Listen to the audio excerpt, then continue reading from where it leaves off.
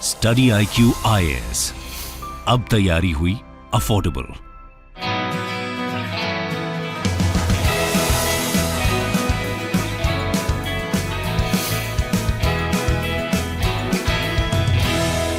नमस्कार दोस्तों, space debris के बारे में अक्सर आप सुनते होंगे। बेसिकली क्या है कि रॉकेट्स लॉन्च किए जाते हैं अलग अलग देशों के द्वारा, तो जो रॉकेट का वेस्ट होता है, जो टुकड़ा होता है, वो स्पेस में घूमता रहता है, ऑर्बिट करता रहता है पृथ्वी के। लेकिन उसमें से कई बार वो अर्थ के एटमॉस्फेयर में एंटर करते हैं। जब वो एटमॉस्फेयर में एंटर करते हैं तो जो छोटे छोटे टुकड़े होते हैं वो तो आपका बर्न हो जाता है, लेकिन जो बड़े वेस्ट होते हैं, बड़ा टुकड़ा होता है, वो कई बार डर लगता है कि पृथ्वी पर ना गिर जाए। और पृथ्वी पर जब वो गिर रहा होता है तो अगर किसी कॉन्टिनेंट पर गिरा, किसी पॉपुलेटेड शहर पर गिर गया, तो उसकी वजह से भारी नुकसान हो सकता है। और इस तरह की कई खबरें आपको रिसेंट में देखने को मिलेंगी, और specially related to Chinese rocket.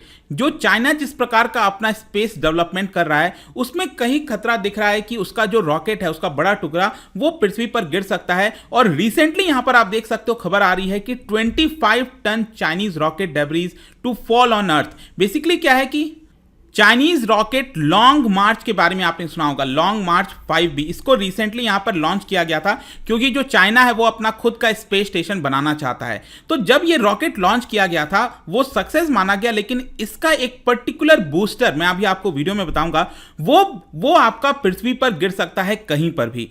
कहां पर गिर सकता है, क्या है, इससे क्या खतरा है, वो सब कुछ मैं आपको बताने की कोशिश करूंगा इस पूरे वीडियो में। चलिए आगे बढ़ते हैं, लेकिन उसके पहले ध्यान रखिएगा 2 दिन बचा है आपके पास। यूपीएससी का जो फाउंडेशन बैच है वो दोस्तों आप ले सकते हो, क्योंकि 1 अगस्त से हर शाम 6 बजे ये पूरी क्लासेस होने वाली हैं। यहां पर आपको कई सारे फीचर्स दिए जा रहे हैं, जैसे कि 900+ आवर्स ऑफ लाइव टीचिंग मिलेगा। प्रीलिम्स के लिए स्पेसिफिकली MCQ हो गया, डेली करंट अफेयर्स, प्रीलिम्स का टेस्ट सीरीज या फिर क्रैश कोर्स, सभी कुछ आपको कराया जाएगा। और मेंस के पर्सपेक्टिव से आंसर राइटिंग प्रैक्टिस हो गया, और पूरे जर्नी के दौरान आपको एक मेंटरशिप दिया जाएगा। 18 महीने की पूरी वैलिडिटी है, मतलब कि पूरा जो आपका सब्जेक्ट है वो कवर किया जाएगा, ताकि आपका जो अगला एग्जाम है यूपीएससी का वो आप अच्छे से दे सकते हो, and that too at a very affordable rates at just 19,000 rupees. सोचिए दोस्तों, 19,000 रुपीज में ये सारे प्रिपरेशन आपको कराए जाएंगे, फीचर्स दिए जाएंगे। अगर आप कोड इस्तेमाल करते हो अंकित लाइव, तो जल्द से जल्द अगर आप हमारे ऐप और वेबसाइट पर जाइए, वहां पर इस कोड का इस्तेमाल करिए ताकि आपको मैक्सिमम डिस्काउंट मिल सके। इसके अलावा अगर आप अलग अलग ऑप्शनल चाहते हैं, जैसे कि इंटरनेशनल रिलेशन हो गया, पॉलिटिकल साइंस, ज्योग्राफी हो गया, ये भी आप ले सकते हो at just 12,000 rupees. Use the code same Ankit live. और अगर आप MCQs अटेम्प्ट करना चाहते हैं तो मेरे इंस्टा पेज पर जा सकते हैं, वहां पर स्टोरीज में जितने भी MCQs हैं उसको आप अटेम्प्ट कर पाएंगे। चलिए शुरुआत करते हैं और सबसे पहले देखते हैं एग्जैक्टली अभी हो क्या रहा है।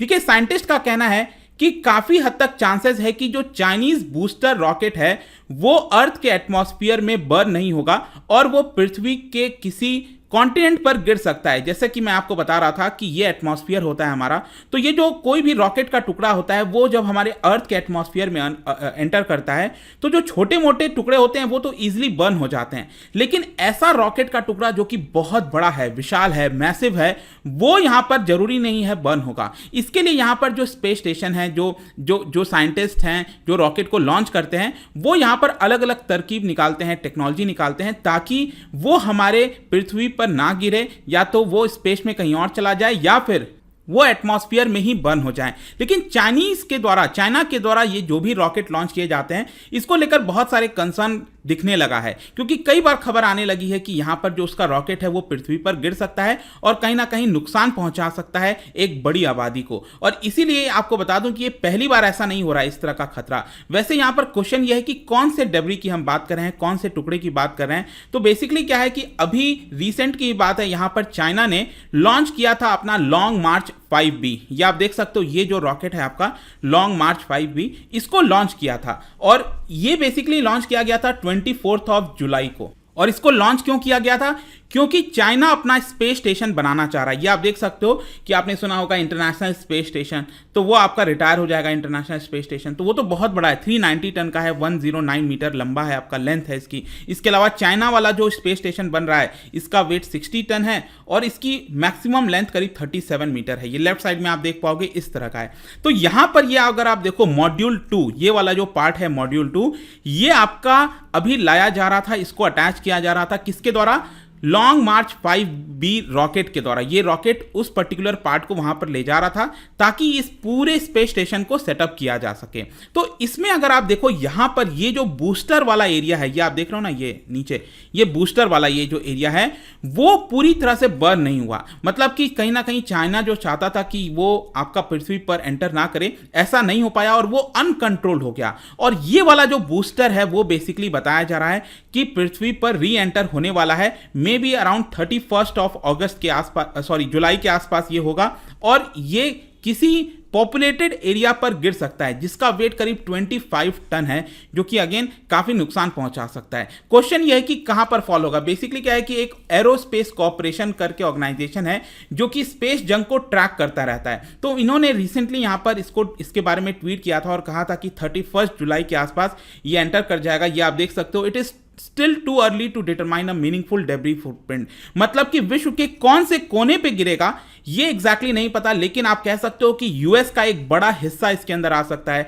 अफ्रीका हो गया, ऑस्ट्रेलिया हो गया, ब्राजील हो गया, इंडिया हो गया, और जो साउथ ईस्ट एशिया है जिसमें इंडोनेशिया, मलेशिया, ये सभी देश आते हैं, यहाँ इन देशों में से कहीं पर भी ये गिर सकता है, जो कि काफी चिंताजनक बात है। लेकिन यहां पर क्वेश्चन ये भी है कि हो सकता है कि बड़ा हिस्सा, क्योंकि हमारा ओशन का है, तो ओशन में गिर जाए तब तो कोई प्रॉब्लम नहीं होगा। लेकिन ओशन में भी बहुत सारे आइलैंड हैं, तो किसी आइलैंड पर नहीं गिरना चाहिए। और अगर ये किसी कॉन्टिनेंट पर गिरा और वहां पर एक बहुत ज्यादा आबादी वाला एरिया हुआ, सोच के देखिए कोई बड़ा शहर है, ठीक है, कोई बड़ा शहर है, वहां पर जाकर ये गिर जाए तो कितने लोगों की मृत्यु हो सकती है। तो ये बहुत बड़ी चिंता की बात है। और इसीलिए यहां पर इसके द्वारा बोला गया है कि जिन एरियाज पे ये गिर सकता है उसमें करीब विश्व की 88% आबादी रहती है। जस्ट इमेजिन 88% आबादी रहती है। लेकिन एग्जैक्टली कहां गिरेगा इसको अभी डिटरमाइन करना बहुत ज़्यादा मुश्किल है।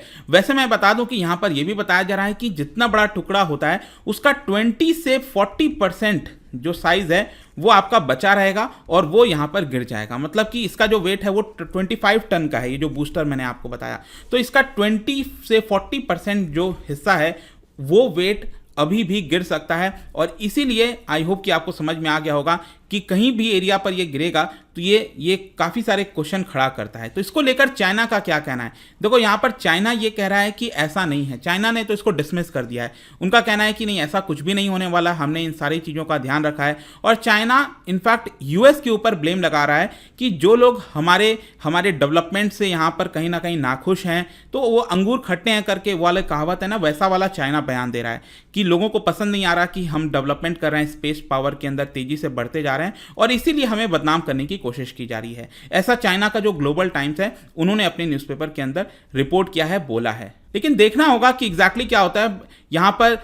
ये तो मैंने आपको बता दिया कि गिरने वाला है। अब कब गिरेगा, ये 31 जुलाई के आसपास गिरेगा। हो सकता है कुछ घंटे पहले गिर जाए, कुछ घंटे बाद में गिरे, और कहाँ पर गिरेगा ये भी प्रिडिक्ट करना मुश्किल है। लेकिन जो देश है वो मैंने आपको यहाँ पर बता दिया है। तो जाहिर सी बात है भारत को भी इसको लेकर खतरा है, क्योंकि भारत के ऊपर भी जो है ये गिर सकता है कहीं ना कहीं।